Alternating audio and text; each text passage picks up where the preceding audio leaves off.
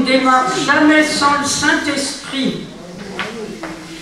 Viens, esprit de sainteté, viens, esprit de lumière, viens, esprit de feu, viens nous embraser. Viens, esprit de sainteté, viens, esprit de lumière, viens, esprit de feu, viens nous embraser.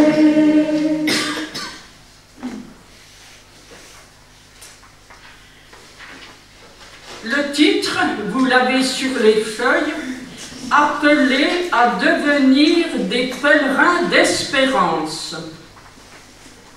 Ces mots viennent de la bulle d'indiction de notre pape François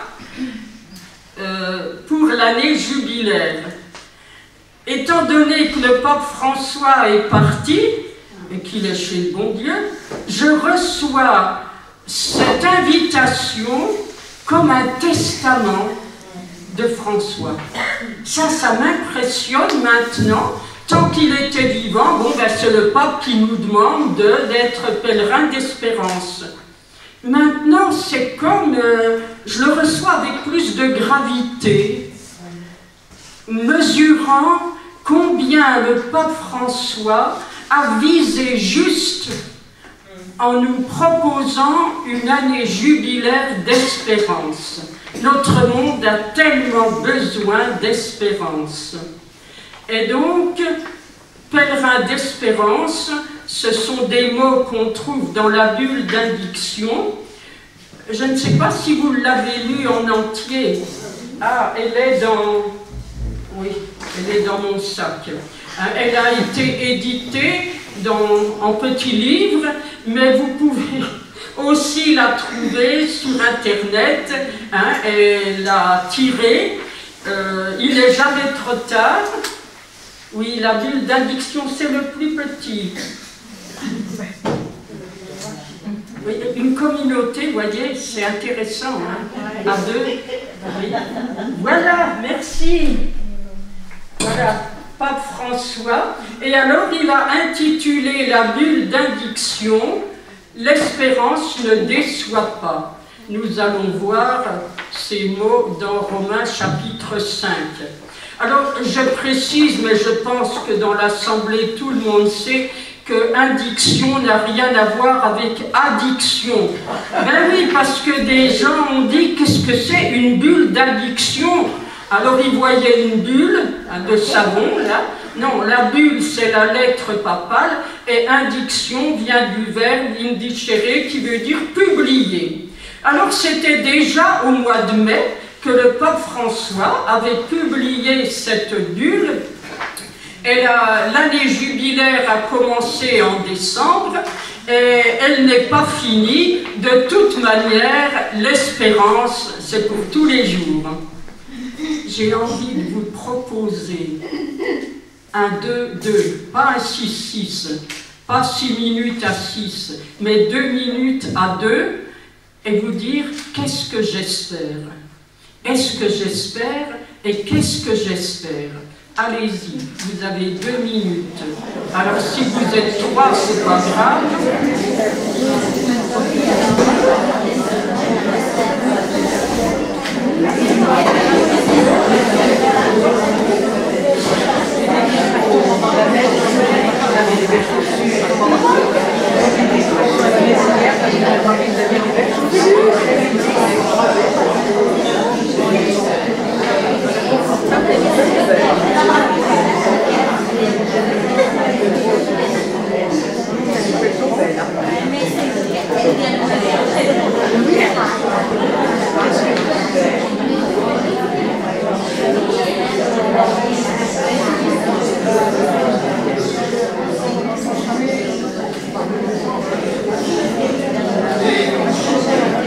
Bien, on va s'arrêter là, parce que de toute façon, vos sujets d'espérance.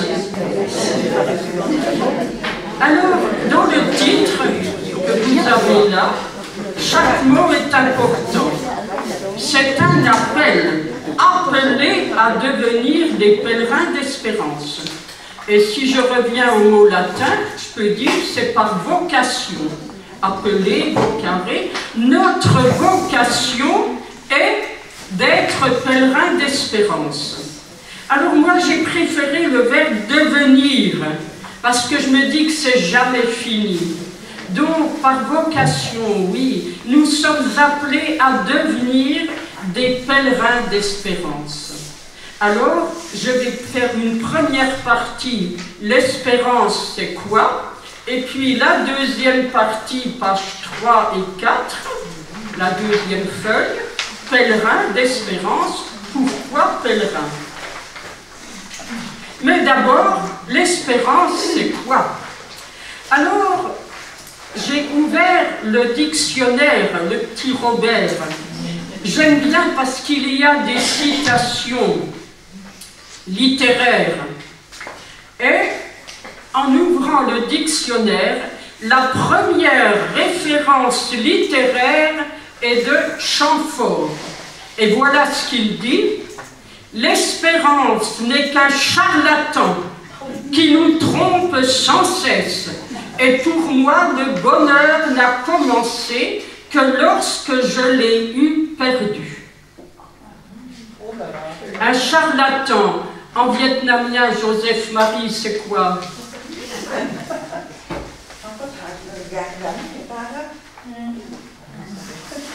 Tout le monde a compris? D'accord.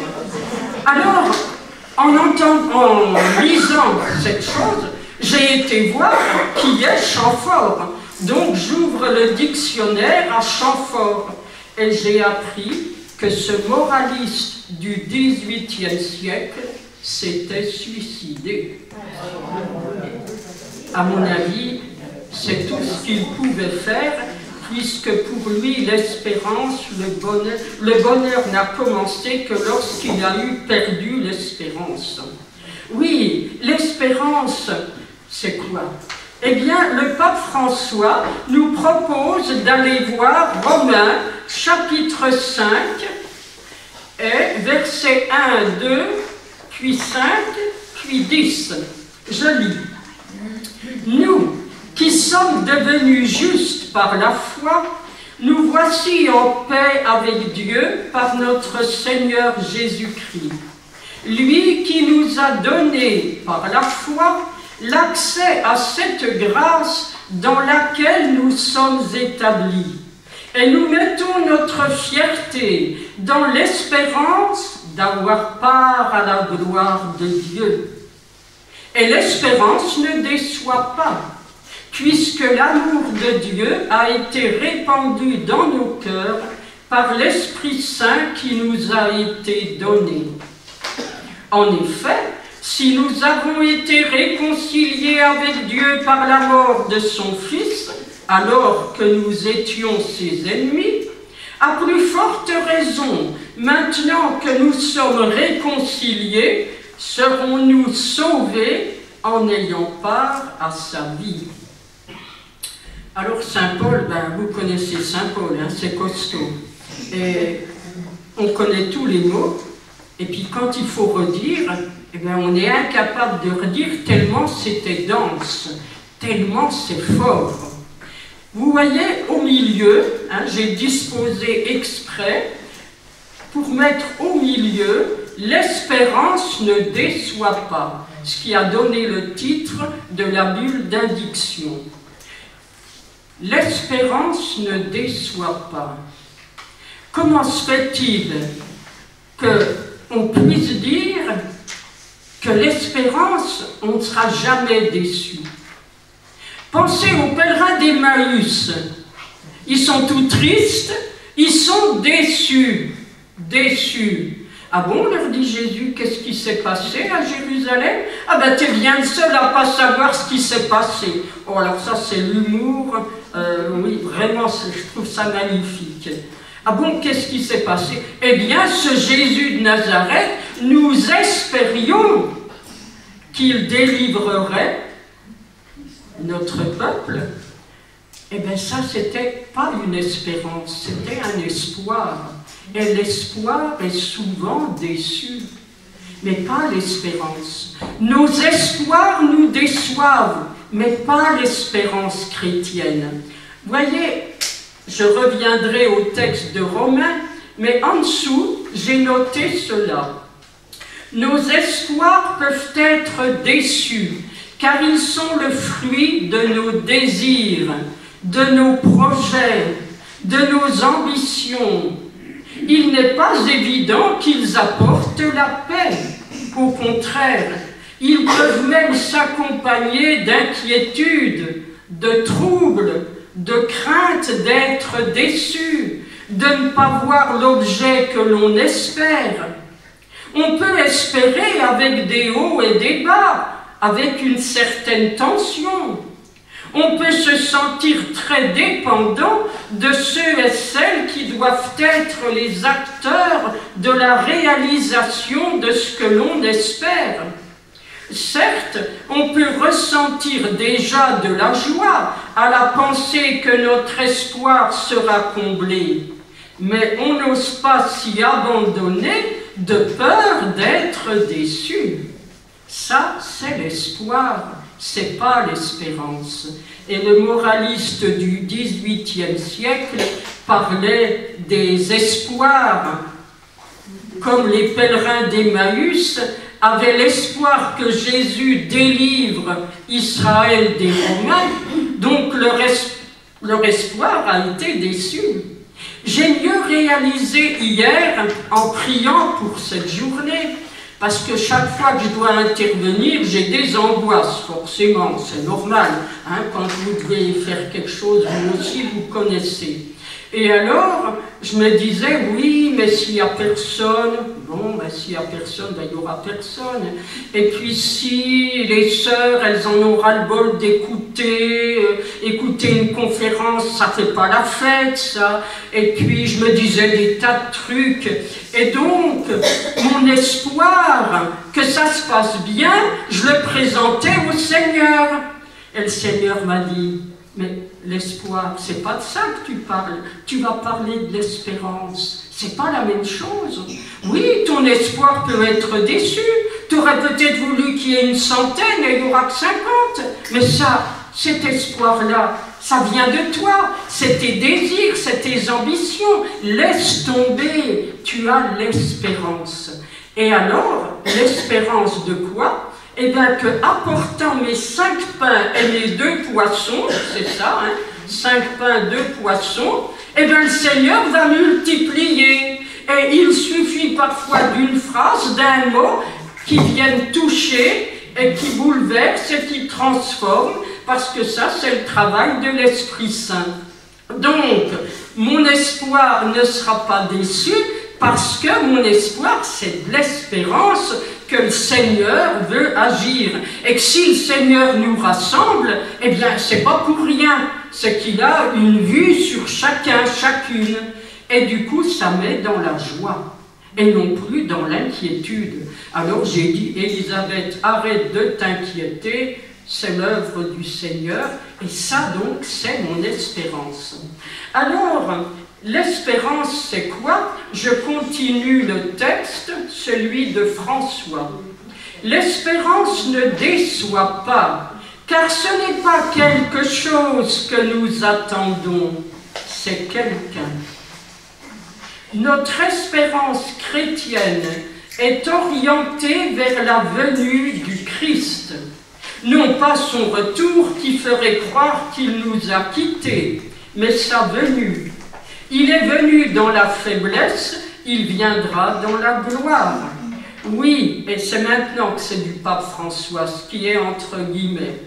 Notre espérance ne peut nous décevoir parce qu'elle est enracinée dans l'amour que Dieu nous porte, dans l'amour qui jaillit du cœur transpercé de Jésus sur la croix. Elle est fondée sur la certitude que rien, ni personne ne pourra jamais nous séparer de l'amour de Dieu. Donc l'espérance ne peut pas décevoir. Alors je reprends. Oh, t'es trop bonne. Oh, Marie-Jeanne. Oh, merci beaucoup. Pourquoi j'ai l'air d'être assoiffée? Tu trouves? C'est parce que la voix maintenant est un peu éraillée. Je suis rouge, hein? Eh oui, mais c'est l'âge, mes sœurs. Et il y avait, je ne sais pas pourquoi on demande à une sœur de 86 ans de faire encore des conférences. Bon, merci, je m'en occuperai.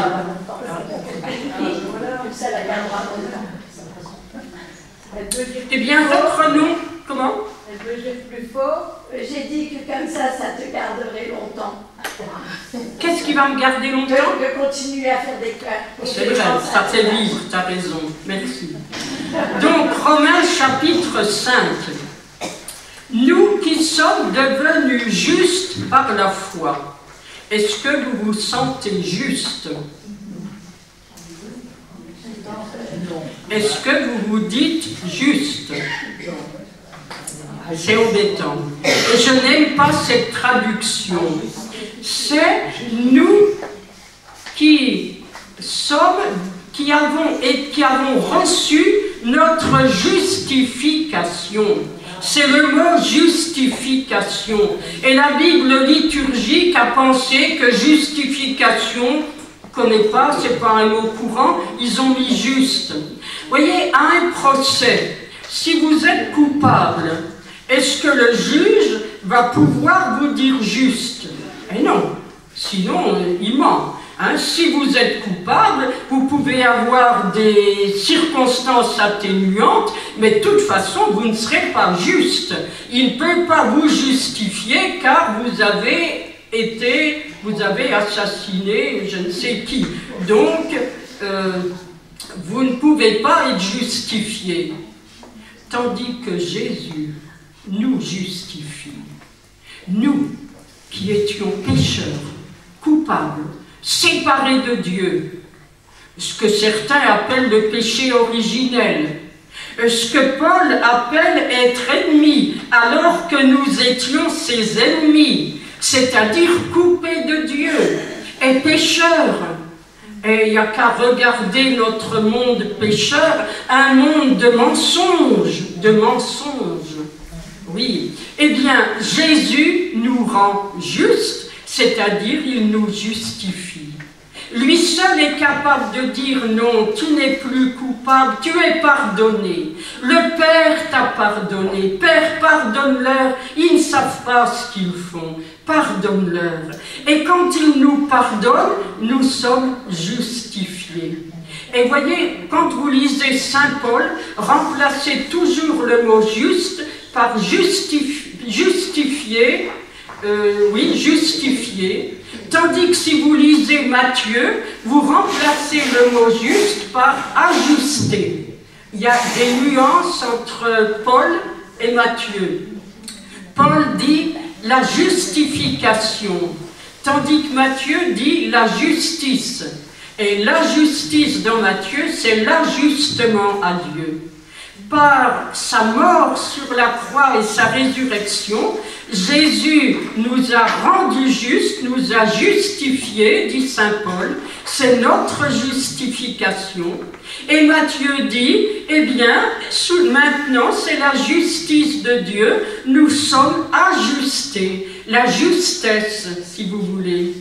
Donc, nous qui sommes justifiés par la foi, parce que tu crois que Jésus est mort et ressuscité pour toi, parce que tu crois que Jésus a donné sa vie pour que tu sois pardonné, rendu juste, eh bien, nous voici en paix avec Dieu. Puisqu'on est pardonné, justifié, mais on est en paix. Ah, évidemment, il y a les scrupuleux, il y a les névroses, les psychoses obsessionnelles qui reviennent perpétuellement sur leurs péchés. Oh, c'est dommage, ça gâche tout, ça. Le passé appartient à Dieu. Nous voici en paix avec Dieu par notre Seigneur Jésus-Christ. C'est lui, par sa mort, je trouve cette parole dans l'évangile de Luc, cette parole me touche. Mais Père, pardonne-leur, ils ne savent pas ce qu'ils font. Alors quand je dis ça à des non-croyants, même des croyants, mais si, ils savent ce qu'ils font, ils savent. Poutine, il sait ce qu'il fait, Trump, il sait ce qu'il fait. Je suis pas sûre. Je suis pas sûre. Pardonne-leur, ils ne savent pas ce qu'ils font. Oui, mais on aimerait la suite, les conséquences. Oui. Alors nous voici en paix avec Dieu par notre Seigneur Jésus-Christ. Lui qui nous a donné, par la foi, l'accès à cette grâce. Mais quelle grâce? Eh bien, d'être en paix, d'être justifié. Donc, il nous a donné, par la foi, l'accès à cette grâce dans laquelle nous sommes établis. Établis, c'est fort. C'est pas seulement, bon, ben j'ai péché parce que j'en ai voulu à sœur une telle qui, etc. Mais c'est plus que cela. C'est tout ton péché, ton être de pécheur qui est transformé par la foi. Tu es établi dans la paix. Alors, je reconnais que établi dans la paix, tout d'un coup, on chute. Oui, mais on revient parce qu'on est établi dans cette grâce de justification. Et nous mettons notre fierté, nous nous glorifions, dit la traduction de l'ABJ, Bible de Jérusalem.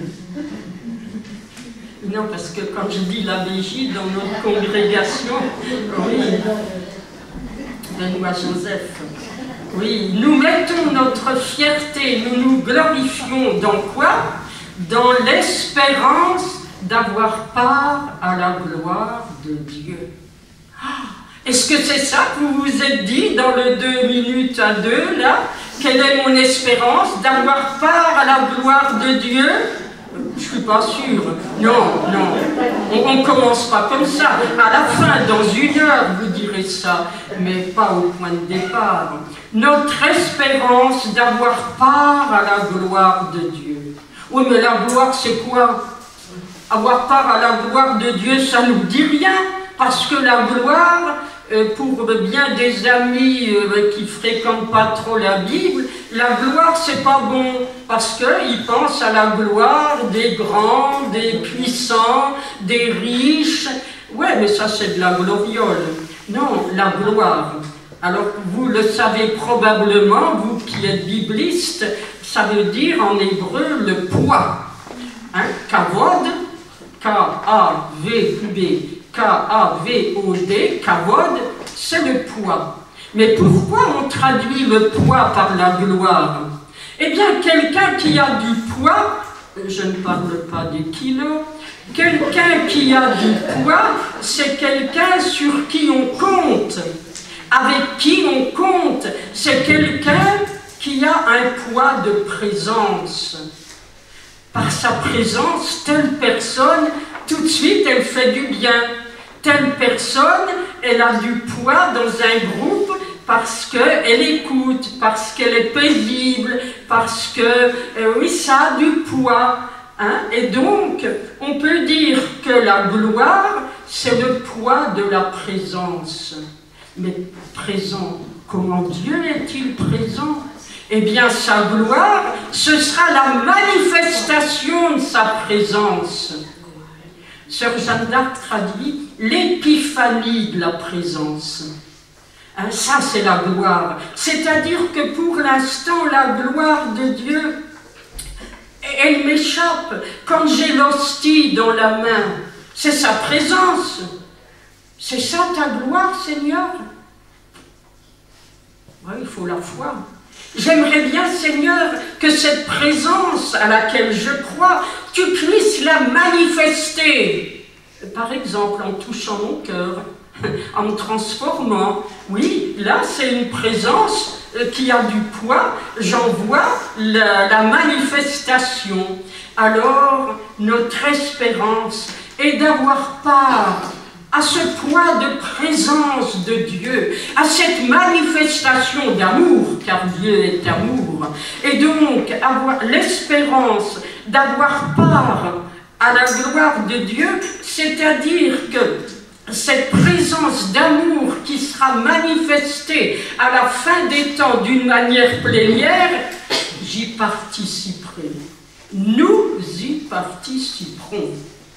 Car ce n'est pas je n'ai qu'une âme qu'il faut sauver de l'éternelle flamme. Vous avez chanté ça, les anciens, hein, c'est pas je, c'est nous. Vous avez remarqué, verset 1, nous qui sommes devenus justes, nous voici en paix. Lui qui nous a donné l'accès à cette grâce dans laquelle nous sommes établis, et nous mettons notre fierté dans l'espérance d'avoir part à la gloire de Dieu. C'est-à-dire que les croyants sont témoins que la gloire de Dieu, la gloire de son amour, le poids de la présence d'amour de Dieu qui se manifestera pleinement à la fin des temps, eh bien, l'humanité y aura part, ceux qui auront cru. Alors évidemment, ceux qui auront cru, heureusement que je pense à tous ceux que j'aime qui ne croient pas, mais qui auront le moment où il leur sera proposé de croire, hein, car sinon ce serait d'une injustice, Dieu serait injuste. Hein, je pense, ben, je peux le dire, d'ailleurs j'ai déjà dit à mon frère athée, mais il n'est pas plus mauvais qu'un autre, mais l'image qu'il a de Dieu et de l'Église le fait fuir, elle a fait fuir. Et donc, bien de nos contemporains, l'image que l'Église a donnée de Dieu les a fait fuir.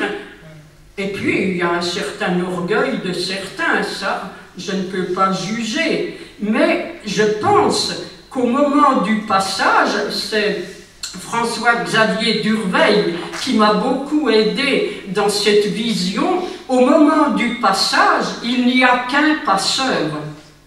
Je suis la porte, dit Jésus. Je suis le chemin. Alors il va demander la carte, t'es musulman, t'es juif, t'es taoïste, t'es bouddhiste, t'es animiste, t'es... Non, non, t'es humain. Jésus s'est fait homme. Et donc il est venu pour les humains. Et donc c'est humain. Au moment du passage, Jésus va révéler l'amour qu'il a pour la personne, puisqu'il l'aime, et donc tendre la main, car toi seul tu ne peux pas passer sur l'autre rive. Il y a ça à traverser, c'est pas du même monde. Donc il tend la main, et comme il tend la main à Dieu le Père, voilà pourquoi il est écartelé. Donc il dit, veux-tu le pardon? Je suis capable de te pardonner, de te transformer, car le pardon transforme, hein. Ne l'oubliez jamais, parce que les amis me disent, ah oui, alors il pardonne, eh ben c'est facile, il n'a qu'à pardonner. Oui, mais le pardon transforme, et pas à n'importe quel prix. C'est l'amour qui fait souffrir, l'amour qui brûle, hein, ce qu'on appelle, nous, le purgatoire, préfère appeler purification. Donc, tous ceux-là qui n'ont pas connu Jésus, d'ailleurs ils sont des milliards à ne pas connaître Jésus, à être tournés vers Dieu, eh bien ils découvriront que c'est Jésus le passeur, et donc s'ils disent oui, c'est la foi, eh bien ils participeront eux aussi à la gloire de Dieu.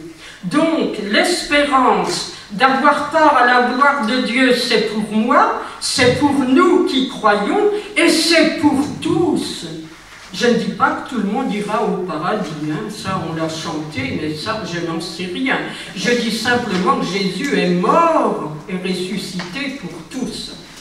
Alors, cette espérance d'avoir part à la gloire de Dieu, elle ne déçoit pas. Non, on ne sera pas déçu.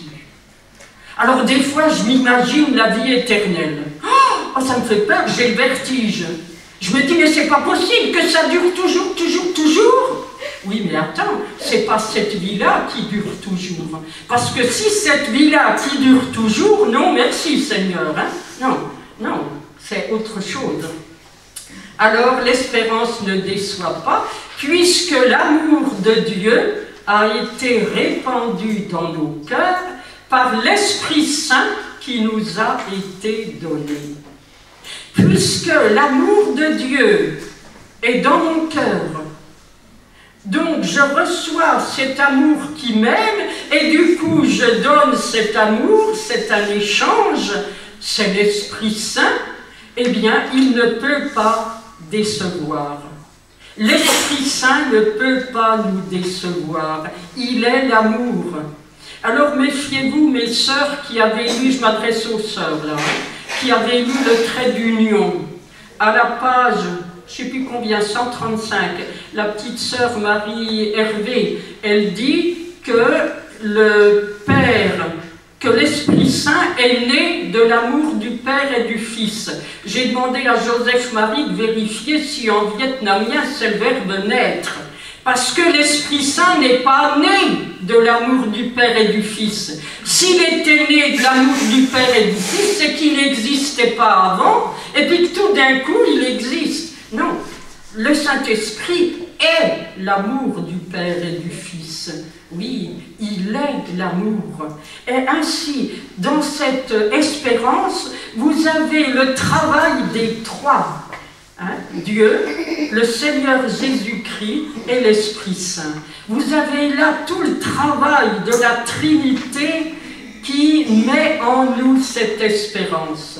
Oui, si nous avons été réconciliés avec Dieu par la mort de son Fils, alors que nous étions ses ennemis, j'aime pas trop, Paul. Toi peut-être, oui, parce que tu t'es fait l'ennemi des chrétiens d'origine juive, et donc là, oui, tu étais vraiment l'ennemi. Mais enfin, alors que nous étions pécheurs, à plus forte raison, maintenant que nous sommes réconciliés, serons-nous sauvés en ayant part à sa vie.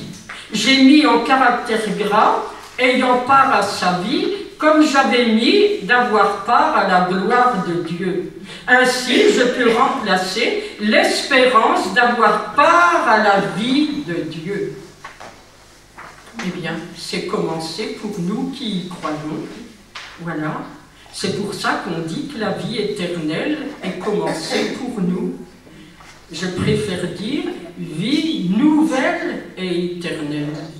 Car si je dis simplement que la vie éternelle est commencée, et que je vois ma vie, non, vie nouvelle et éternelle. Oui, l'espérance ne déçoit pas. Et dans Romains chapitre 8, au bas de la page, alors Paul dit, qui pourra nous séparer de l'amour du Christ? La détresse, l'angoisse, la persécution, la faim, le dénouement, le danger, le glaive, tout cela, Paul sait de quoi il parle. Il a vécu. Le glaive, je ne sais pas si il savait déjà qu'il mourrait par le glaive, mais il a connu les dangers, le dénouement, la faim, la persécution, l'angoisse, la détresse. Alors Paul, j'ai envie d'ajouter, qui pourra nous séparer de l'amour du Christ? La vieillesse, la maladie physique, spirituelle. En tout cela, nous sommes les grands vainqueurs. Ah bon? Dans la maladie, la vieillesse, la déprime, nous sommes les grands vainqueurs. Dans tout cela, nous sommes les grands vainqueurs, grâce à celui qui nous a aimés. Et j'aime que Paul parle de vainqueur, parce que ça fait penser au combat. Au combat. Et j'aime cette phrase de Jésus, gardez courage, j'ai vaincu le monde. Oui, c'est un combat, l'espérance, c'est un combat. C'est pour ça qu'il nous faut devenir des pèlerins d'espérance. C'est un combat. Dans la première lettre aux Thessaloniciens 5, je ne l'ai pas mis là-dessus, parce que je n'ai cité que les phrases que le pape François a citées, mais il y en a une que j'aime, dans 1 Thessaloniciens 5, 8, il nous dit de revêtir comme cuirasse la foi et la charité, et alors l'espérance, ce sera quoi? La cuirasse, c'est la foi, est la charité et l'espérance. Le casque, oui, il dit. Alors ne confondons pas avec Philippiens Éphésiens chapitre 6, où on retrouve tout l'équipement également, avec d'autres images, mais j'aime penser, voyez, que nous sommes les grands vainqueurs, parce que nous sommes cuirassés par la foi et la charité. L'une ne va pas sans l'autre. Hein, parce que si ta foi n'est pas exprimée par la charité, elle est morte.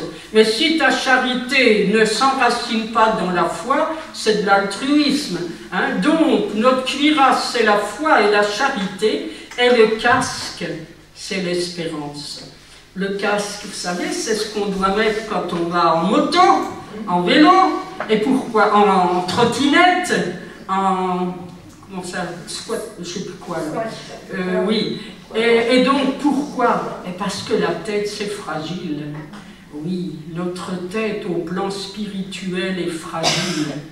Après le journal télévisé de 20 heures, eh ben, il faut qu'on soit cuirassé de foi et de charité, mais surtout qu'on ait un bon casque d'espérance, parce qu'on a envie de se dire, mais notre monde est foutu, c'est fichu, mais où on va dans le mur.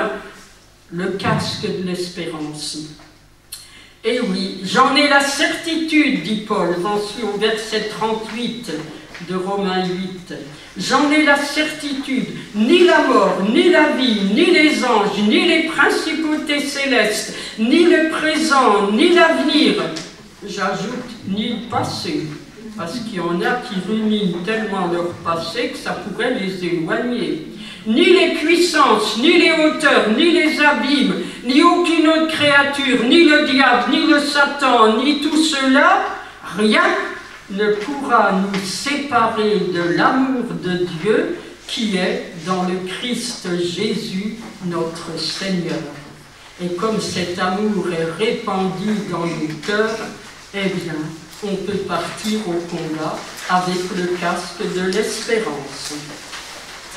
Alors, j'ai relevé quelques phrases de la Bible que le pape François a citées dans la bulle d'indiction. Hébreux 6. Dieu s'est engagé de façon irrévocable, et il est impossible que Dieu ait menti. Vous connaissiez cette parole? Il est impossible que Dieu ait menti.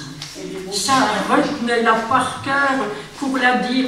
Elle est tellement simple à des enfants, à des incroyants. Cela nous encourage fortement. Nous qui avons cherché refuge dans l'espérance qui nous était proposée et que nous avons saisi. Hein, quand on dit que c'est un don, alors vous, des cours bibliques, vous connaissez par cœur mon truc. Qu'est-ce que c'est un don? Hein, on dit que la foi est un don, donc la charité, donc l'espérance. Si je dis, Marie de Géma, je te donne ma montre, eh bien, il n'y a pas de don. Et pourquoi il n'y a pas de don? Parce qu'elle n'est pas venue la prendre. Pour qu'il y ait don, heureusement qu'elle n'a pas bougé. Pour qu'il y ait don, il faut une main qui donne, mais il faut une main qui reçoive. Sinon, le don, il n'y en a pas. Et Dieu n'a qu'un désir, c'est nous donner l'espérance. Vous en avez besoin, mes enfants, dit Dieu. Hein? Et le pape François de là-haut, maintenant, il doit dire, mais allez, l'espérance. Et alors, il y a cette phrase, verset 19, cette espérance, nous la tenons comme une encre sûre et solide pour l'âme. L'image de l'encre. C'est quoi une encre? C'est pour les bateaux.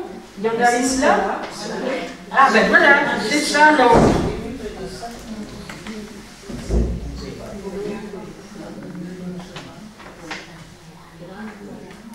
Ça.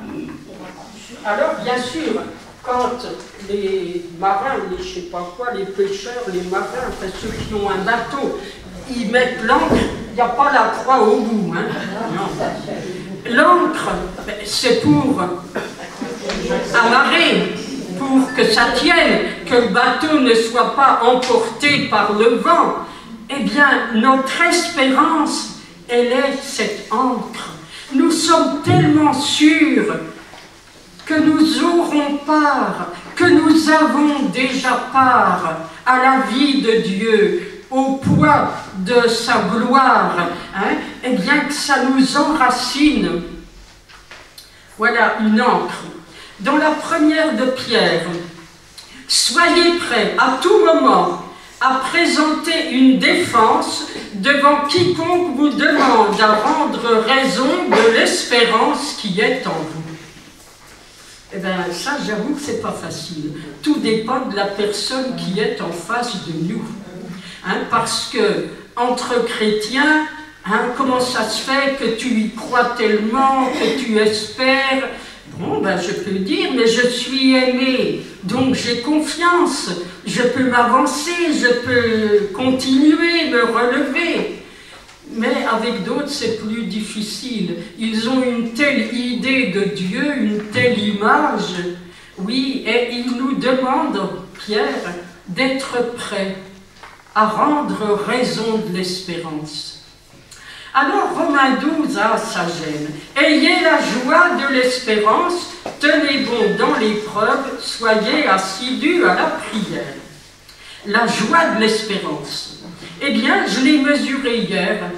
Hein, hier, quand je m'inquiétais, j'avais l'espoir que ça marcherait bien, qu'il y aurait du monde, que j'y arriverais. J'étais inquiète, je n'avais pas la joie. Mais quand je l'ai transformé en espérance, que Jésus ferait une multiplication des pains, qu'il suffisait que j'apporte mes 5 pains, mes 2 poissons, la joie est arrivée. La joie de l'espérance. Parce qu'elle s'appuie sur la foi et elle est nourrie par la charité, par l'amour. Oui, l'espérance s'appuie sur la foi et elle est nourrie par l'amour. Romains 15, que le Dieu de l'espérance vous remplisse de toute joie et de paix dans la foi, afin que vous débordiez d'espérance par la puissance de l'Esprit Saint. Déborder d'espérance. Ça, il faut le faire, hein? Il fallait trouver cette image. Déborder.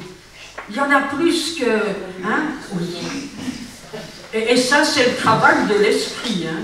Plus tu vis dans l'Esprit Saint, plus tu vis de ton baptême, de ta confirmation, plus tu laisses l'Esprit Saint te guider, plus ça déborde.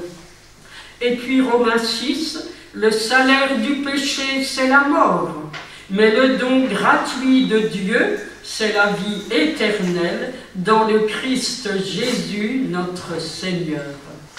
Oui, le don gratuit, et du coup, notre espérance, eh bien, elle est nourrie par cette certitude d'être sauvé.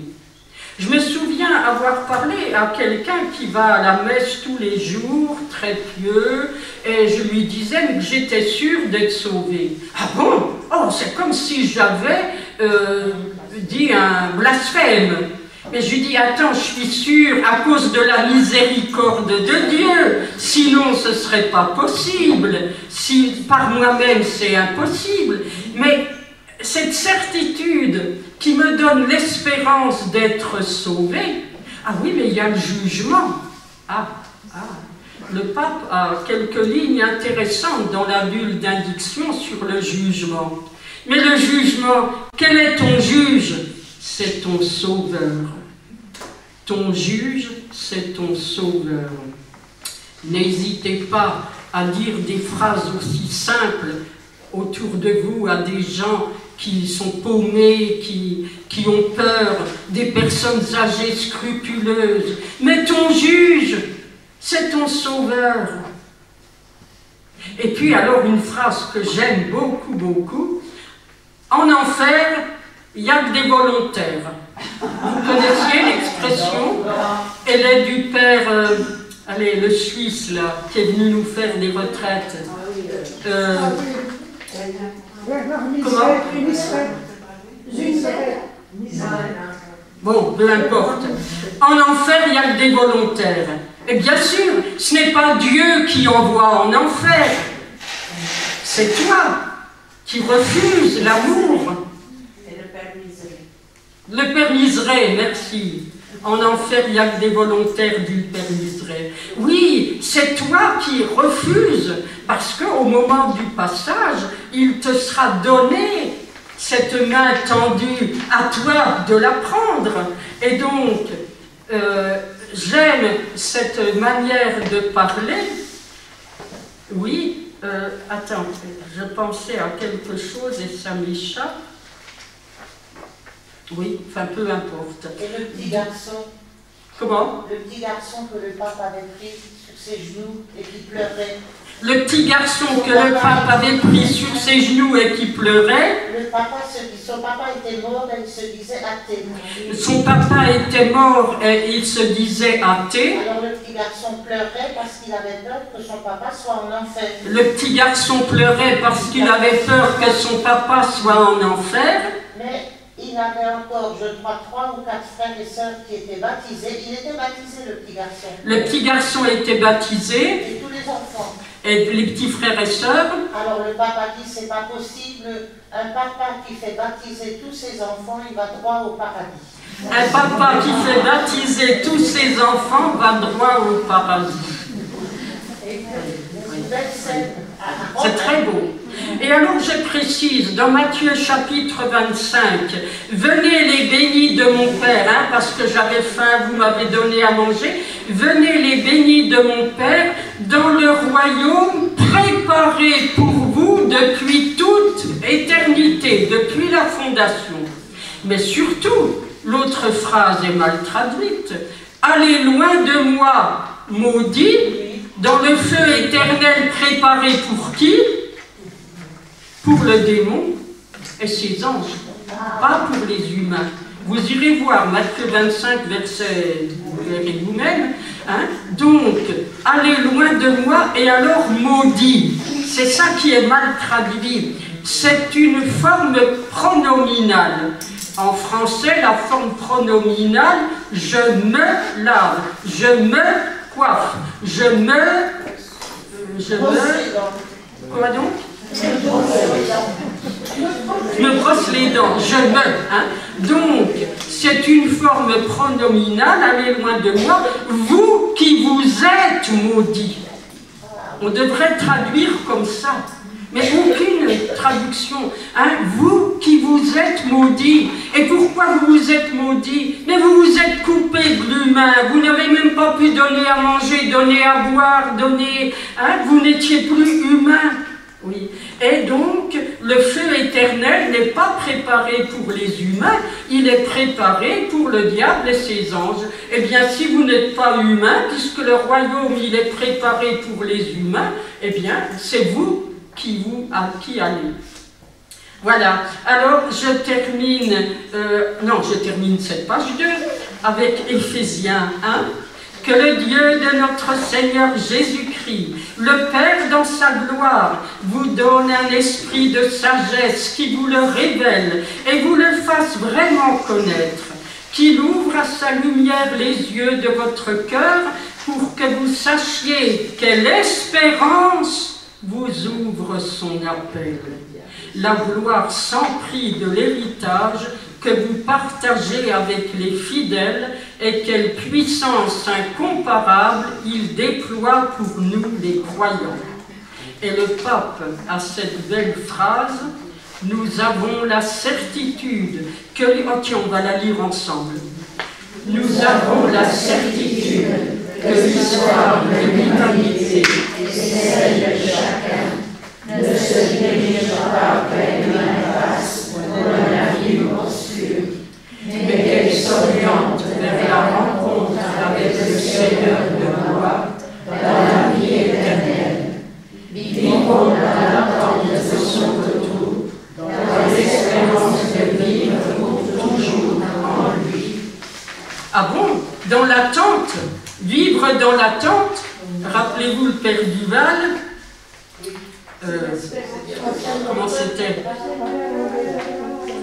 Non, attends. Le Seigneur reviendra? Non. Et j'attends, cœur ouvert, rêvant, battant la semelle à la porte de ton ciel.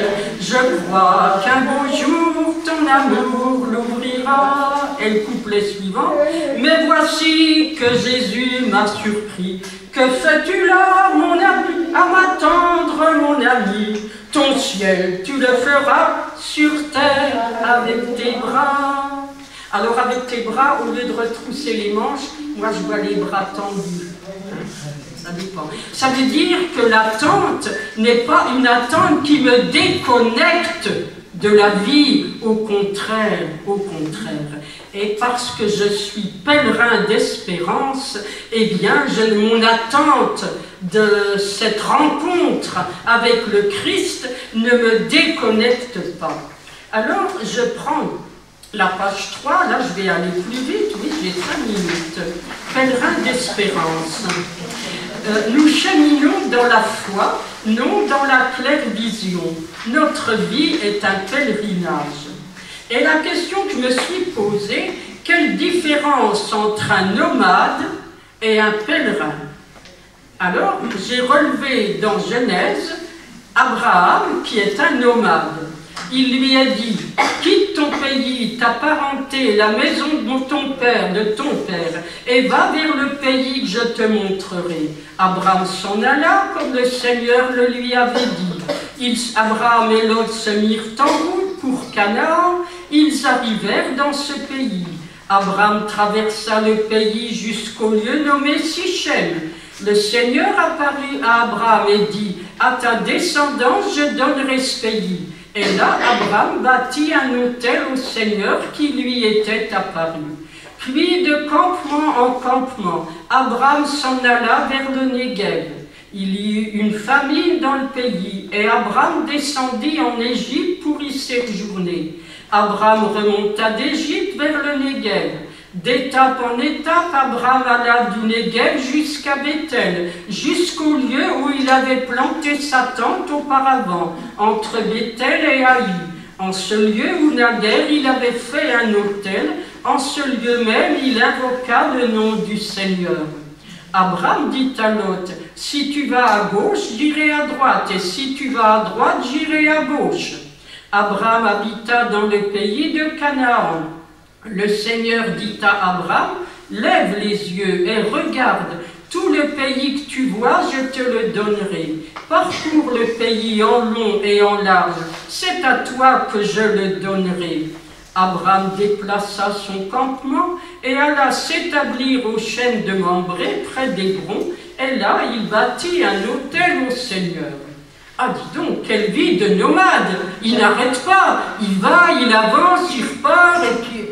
Mais quelle différence entre un nomade et un pèlerin? Eh bien, il a un but. Il a un but. C'est pas seulement un but immédiat, trouver une pâture pour les animaux, les moutons, les dromadaires, les chameaux, je ne sais pas. Non, c'est un but. Va, je t'indiquerai le pays. Mais Seigneur, je suis arrivé. Non, non, continue, je te le donnerai. Un pèlerin, c'est celui qui marche, ok, mais pas qui vadrouille. J'ai téléphoné à Épinal, à la formation diocésaine, en disant ça prévadrouille. Notre truc de carême, etc., c'est ça prévadrouille. Mais non, c'est pas une vadrouille, c'est un pèlerinage. Quand on vadrouille, on ne sait pas où on va, hein, au gré du vent, de nos fantaisies. Non, ça pèlerinage que notre vie. Pèlerinage à Jeanne d'Arc, à Saint-Pierre-Fourier, à Saint-Dié, ok, mais pas vadrouille. Il ne vadrouille pas, Abraham. Il se laisse conduire. À travers les événements, il se laisse conduire. Et puis alors, la différence aussi, qui fait de lui un pèlerin, eh bien, verset 12, chapitre 12, verset 7, le Seigneur lui apparut, donc se manifeste, et Abraham bâtit un autel. Il y a des lieux saints. Des lieux qui deviennent des lieux de mémoire, des mémorials. Si je conduis les pèlerins à Jérusalem, eh bien c'est pourquoi? Mais c'est parce que ça a un sens, c'est pour une rencontre. Rencontrer Jésus là à Jérusalem, le rencontrer à Nazareth, le rencontrer sur le Tabor. Un pèlerin, c'est quelqu'un qui sait où il va. Alors, la vie chrétienne est un chemin qui a besoin de moments forts pour nourrir et fortifier l'espérance. Compagne irremplaçable qui laisse entrevoir le but, la rencontre avec le Seigneur Jésus, dit le pape. Voilà pourquoi l'image du chemin fait partie du jubilé et le pèlerinage est un élément fondamental de tout événement jubilaire. Il y en a qui ont fait leur pèlerinage à Saint-Jean, n'est-ce pas Marie-Thérèse? C'est comme un pèlerinage. Tu es passé de Saint-Pierre à Saint-Jean. Il y en a d'autres qui sont passés de Obja à Porcieux, de Suisse à Porcieux. Faire de... Et quoi j'oublie encore? Dijon, voilà. Oui, oui. Alors, le vivre comme un pèlerinage. Votre pèlerinage de la nuit, oui. Alors, nous sommes appelés à devenir des pèlerins d'espérance et donc appelés à être des signes tangibles d'espérance. Alors, c'est ça qui est fort. Non seulement on est invité à faire de notre vie un pèlerinage d'espérance, mais à être des pèlerins qui apportent l'espérance là où ils sont. Alors le pape propose plusieurs points. Je retiens simplement le 2 et le 5. Le 2, l'avenir. Avoir une vision de la vie pleine d'enthousiasme à transmettre. Malheureusement, nous pouvons constater la perte du désir de transmettre la vie. Connaissez-vous des jeunes qui refusent de faire des enfants? Eh oui, j'en connais. On ne fera pas d'enfants volontairement parce que dans ce monde, ça ne sert à rien. Il n'y a plus d'espérance. Oui, en raison des rythmes de vie frénétiques, des craintes concernant l'avenir, du manque de garanties professionnelles et de protection sociale adéquate, de modèles sociaux où domine la recherche du profit et non le sens des relations. Le désir des jeunes d'engendrer de nouveaux enfants comme fruit de leur amour donne son avenir à toute société. Ce désir est une question d'espérance, puisqu'il dépend de l'espérance et produit l'espérance. Et alors, signe d'espérance auprès des jeunes, c'est le numéro 5. Alors j'y tiens particulièrement parce que Jean-Martin Moll aura des choses à nous dire tout à l'heure. Ceux qui, en leur personne même, représentent l'espérance ont également besoin de signes d'espérance, les jeunes. Malheureusement, ils voient souvent leurs rêves s'effondrer. Nous ne pouvons pas les décevoir. L'avenir se fonde sur leur enthousiasme. Il est beau de les voir déborder d'énergie, par exemple lorsqu'ils retroussent leurs manches et s'engagent volontairement dans des situations de catastrophe et de malaise social. Mais il est triste de voir des jeunes sans espérance. Je pense à Matisse. On l'a trouvé à un lycée d'Épinal. On ne sait pas si c'est lui qui s'est jeté des 4 étages, si on l'a poussé, je ne sais pas. Je pense encore à d'autres jeunes, et vous en connaissez, un jeune hospitalisé. Oui, bon. Alors, malheureusement, il est triste de voir des jeunes sans espérance. Lorsque l'avenir est incertain et imperméable aux rêves, lorsque les études n'offrent pas de débouchés, ou que le manque de travail ou d'emploi suffisamment stable risque d'annihiler les désirs, il est inévitable que le présent soit vécu dans la mélancolie et l'ennui. L'illusion des drogues, le risque de la transgression et la recherche de l'éphémère créent des confusions et cachent la beauté et le sens de la vie, les faisant glisser dans des abîmes obscurs et les poussant à accomplir des gestes destructeurs. C'est pourquoi le jubilé doit être dans l'Église l'occasion d'un élan à leur égard. Avec une passion renouvelée, prenons soin des jeunes, proximité avec les jeunes, joie et espérance de l'Église et du monde. Alors pour beaucoup parmi vous, vous ne rencontrez plus de jeunes comme quand vous étiez en aumônerie, hein? Oui, ça c'est dur. Mais je pense qu'il y a une manière d'être impliqué, je ne sais pas comment, mais ça doit être quand même possible. Je pense, Marie-Christiane le faisait remarquer, au FRAT, hein, le rassemblement des jeunes de la région parisienne à Lourdes, hein, du second cycle, 900 ont demandé le sacrement des malades. Des malades. Des jeunes lycéens, 900, ont reçu le sacrement des malades. Les déprimes, la drogue, les addictions. Nos jeunes sont malades, enfin beaucoup, pas tous bien sûr. Hein. Et donc je pense que le pape a raison de nous signaler que nous avons à être des signes d'espérance. Alors lisons ensemble la finale.